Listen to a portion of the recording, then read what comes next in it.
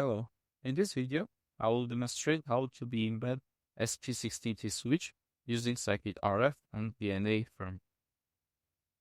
The system we have for today consists of SP16T switch connected to VNA and antenna connected to the 60th port of the switch. After procedural calibration, the default reference plane is at the end of VNA cable. However, for accurate measurement of antenna, we need to de-embed the switch and move the reference plane, as if the antenna was directly connected to the VNA cable. The methodology consists of 4 steps. First, we need to calibrate the VNA, and for time efficiency, we will use an Autocal. Then, we will connect antenna directly to port 1, as in our ideal case, and save the S1P file as reference.s1p. First step is fixture characterization. Here, we will leave port 1 as it is and connect port 2 cable to port 16 of the switch, where the antenna is intended to be connected.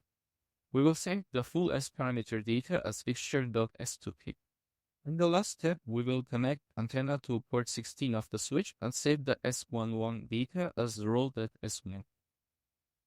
This row.s1p will be our row file, which we will correct using scikit-rf and Rohde Schwarz VNA Firmware.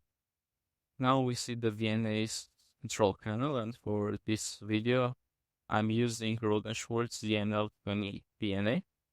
So as we discussed in methodology, the first step is calibration. For that, I'll go to Cal, and I will attach my cables to Autocal unit. And once the cables are attached, I will start the Autocal.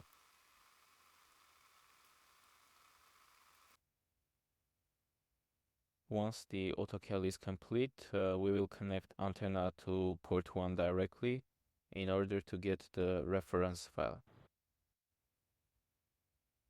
For better visualization, we can use DV magnitude, and to save the S1P file, I will go to trace data, export the S1P file in my real folder, and I will call it as that.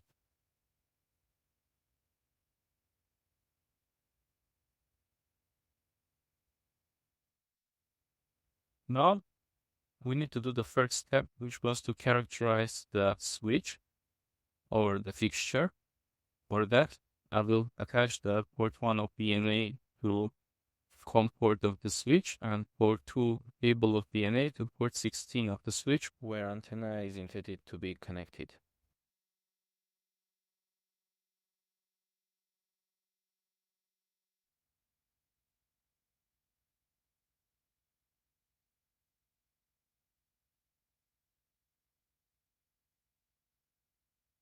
Once both cables are connected to the switch, I will save the S2P file, and I will call this as fixture.s2p.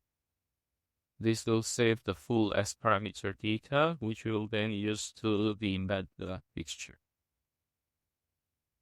Now we will do the last step of getting the row measurement. So for that, I will connect the antenna to port 16 of the switch, and I will leave the port 1 as connected.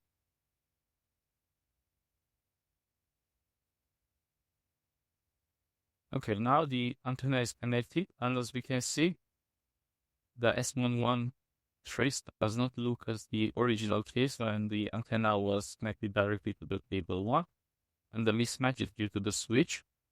So to understand the correction better, we can keep this file as a row.s1p. And in order to de-embed the switch, we can go to offset embed, select single-ended, and select the file, the 2 ports data. And here we can select the fixture.s2p, which we just saved. I'll close this. Okay, now we see that the trace changed. And in order to compare it with the ideal case or original reference data, we can import that trace as well. So we go to trace, trace data import, and here we import the reference S1P. And we see the blue trace, which is the original or the ideal case, and yellow, which is the corrected one. And as we can see, we got a quite correct match.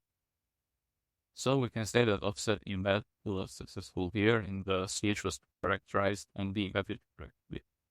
To save the picture, we can just use this path and save it to our desired directory.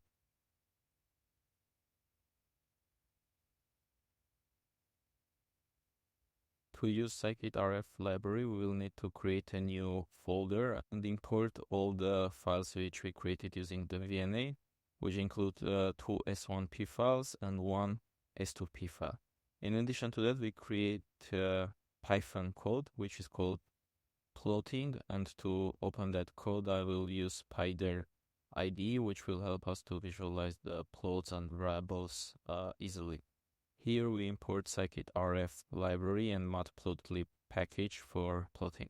So first we define our fixture, which scikit-rf converts it into network object, and the fixture is fixture.s2p file, and the DUT raw is the raw file, which was the raw measurement we took, uncorrected measurement.